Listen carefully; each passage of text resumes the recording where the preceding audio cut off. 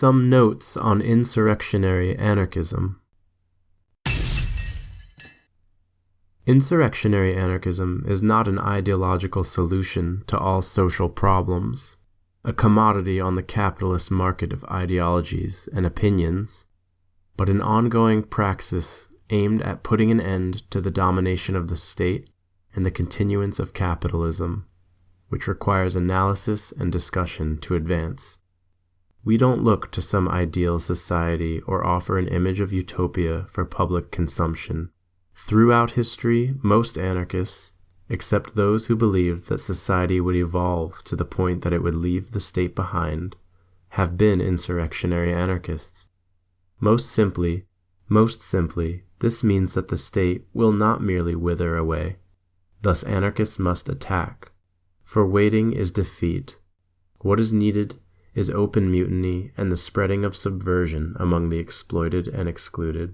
Here we spell out some implications that we and some other insurrectionary anarchists draw from this general problem. If the state will not disappear on its own, how then do we end its existence? It is, therefore, primarily a practice and focuses on the organization of attack. These notes are in no way a closed or finished product.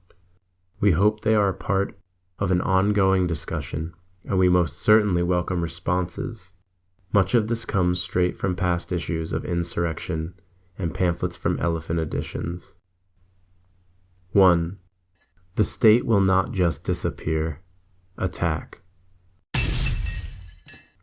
The state of capital will not wither away, as it seems many anarchists have come to believe, not only entrenched in abstract positions of waiting, but some even openly condemning the acts of those for whom the creation of the new world depends on the destruction of the old. Attack is the refusal of mediation, pacification, sacrifice, accommodation, and compromise. It is through acting and learning to act, not propaganda, that we will open the path to insurrection, although propaganda has a role in clarifying how to act. Waiting only teaches waiting. In acting, one learns to act. The force of an insurrection is social, not military. The measure for evaluating the importance of a generalized revolt is not the armed clash, but on the contrary, the amplitude of the paralysis of the economy, of normality. 2. Self-activity versus managed revolt. From insurrection to revolution. As anarchists, the revolution is our constant point of reference, no matter what we are doing or what problem we are concerned with. But the revolution is not a myth simply to be used as a point of reference. Precisely because it is a concrete event, it must be built daily through more modest attempts, which do not have all the liberating characteristics of the social revolution in the true sense. These more modest attempts are insurrections. In them, the uprising of the most exploited and excluded of society and the most politically sensitized minority opens the way to the possible involvement of increasingly wider strata of exploited on a flux of rebellion which could lead to revolution. Struggles must be developed both in the intermediate and long term. Clear strategies are necessary to allow different methods to be used in a coordinated and fruitful way. Autonomous action. The self-management of struggle means that those that struggle are autonomous in their decisions and actions. This is the opposite of an organization of synthesis, which always attempts to take control of struggle. Struggles that are synthesized within a single controlling organization are easily integrated into the power structure of present society. Self-organized struggles are by nature uncontrollable when they are spread across the social terrain. 3. Uncontrollability versus managed revolt, the spread of attack. It is never possible to see the outcome of a specific struggle in advance. Even a limited struggle can have the most unexpected consequences. The passage from the various insurrections, limited and circumscribed, to revolution can never be guaranteed in advance by any method. What the system is afraid of is not these acts of sabotage in themselves so much as their spreading socially. Every proletarianized individual who disposes of even the most modest means can draw up his or her objectives. alone or along with others. It is materially impossible for the state and capital to police the apparatus of control that operates over the whole social territory. Anyone who really wants to contest the network of control can make their own theoretical and practical contribution. The appearance of the first broken links coincides with the spreading acts of sabotage. The anonymous practice of social self-liberation could spread to all fields, breaking the codes of prevention put into place by power. Small actions, therefore easily reproducible, requiring unsophisticated means that are available to all, are by their very simplicity and spontaneity uncontrollable. They make a mockery of even the most advanced technological developments in counterinsurgency. 4. Permanent conflictuality versus mediation with institutional forces. Conflictuality should be seen as a permanent element in the struggle against those in power. A struggle which lacks this element ends up pushing us towards mediating with the institutions, grows accustomed to the habits of delegating and believing in an illusory emancipation carried out by parliamentary decree, to the very point of actively participating in our own exploitation ourselves. There might perhaps be individual reasons for doubting the attempt to reach one's aims with violent means, but when nonviolence comes to be raised to the level of a nonviolable principle, and where reality is divided into good and bad, then arguments cease to have value, and everything is seen in terms of submission and obedience.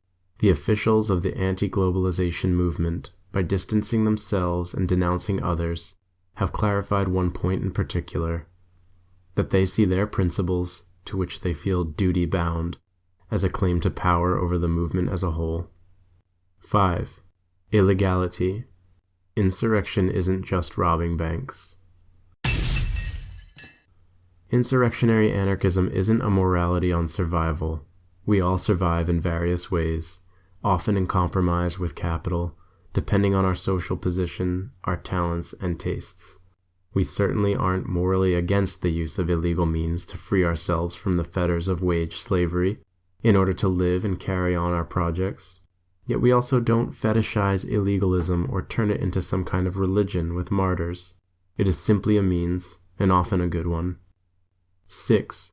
Informal organization, not professional revolutionaries or activists, not permanent organizations.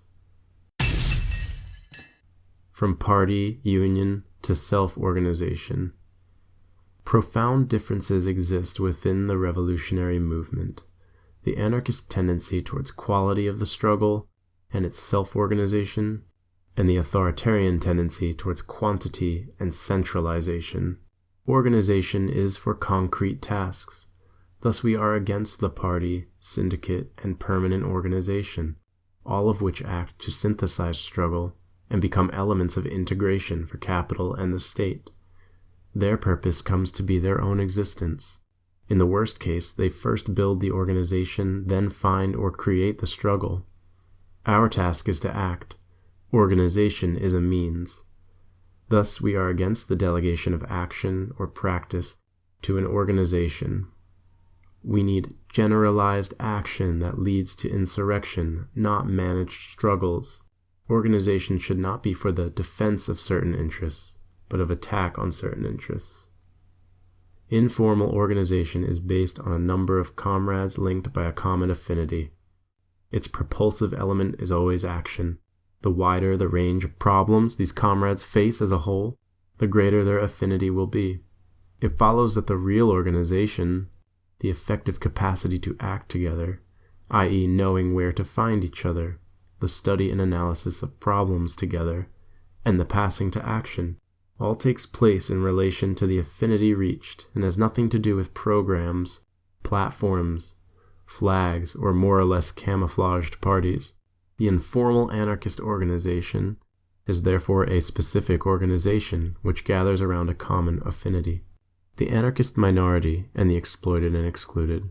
We are of the exploited and excluded, and thus our task is to act. Yet some critique all action that is not part of a large and visible social movement as acting in the place of the proletariat.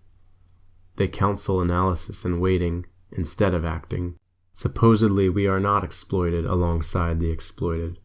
Our desires, our rage, and our weaknesses are not part of the class struggle. This is nothing but another ideological separation between the exploited and subversives. The active anarchist minority is not slave to numbers, but continues to act against power even when the class clash is at a low level within the exploited of society. Anarchist action should not therefore aim at organizing and defending the whole of the class of exploited in one vast organization to see the struggle from beginning to end, but should identify single aspects of the struggle and carry them through to their conclusion of attack. We must always move away from the stereotypical images of the great mass struggles and the concept of the infinite growth of a movement that is to dominate and control everything. The relationship with the multitude of exploited and excluded cannot be structured as something that must endure the passage of time, i.e., be based on growth to infinity and resistance against the attack of the exploiters.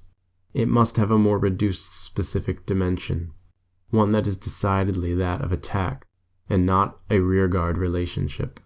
We can start building our struggle in such a way that conditions of revolt can emerge, and latent conflict can develop and be brought to the fore. In this way, a contact is established between the anarchist minority and the specific situation where the struggle can develop. 7. The individual and the social. Individualism and communism, a false problem. We embrace what is best in individualism and what is best in communism. Insurrection begins with the desire of individuals to break out of constrained and controlled circumstances, the desire to reappropriate the capacity to create one's own life as one sees fit. This requires that they overcome the separation between them and their conditions of existence. Where the few, the privileged, control the conditions of existence, it is not possible for most individuals to truly determine their existence on their terms. Individuality can only flourish where equality of access to the conditions of existence is the social reality. This equality of access is communism. What individuals do with that access is up to them and those around them. Thus, there is no equality or identity of individuals implied in true communism. What forces us into an identity or an equality of being are the social roles laid upon us by our present system. There is no contradiction between individuality and communism. 8. We are the exploited. We are the contradiction. This is no time for waiting. Certainly, capitalism contains deep contradictions which push it towards procedures of adjustment and evolution aimed at avoiding the periodic crises which afflict it. But we cannot cradle ourselves in waiting for these crises. When they happen, they will be welcomed if they respond to the requirements for accelerating the elements of the insurrectional process. As the exploited, however, we are the fundamental contradiction for capitalism. Thus, the time is always ripe for insurrection, just as we can note that humanity could have ended the existence of the state at any time in its history. A rupture in the continual reproduction of this system of exploitation and oppression has always been possible.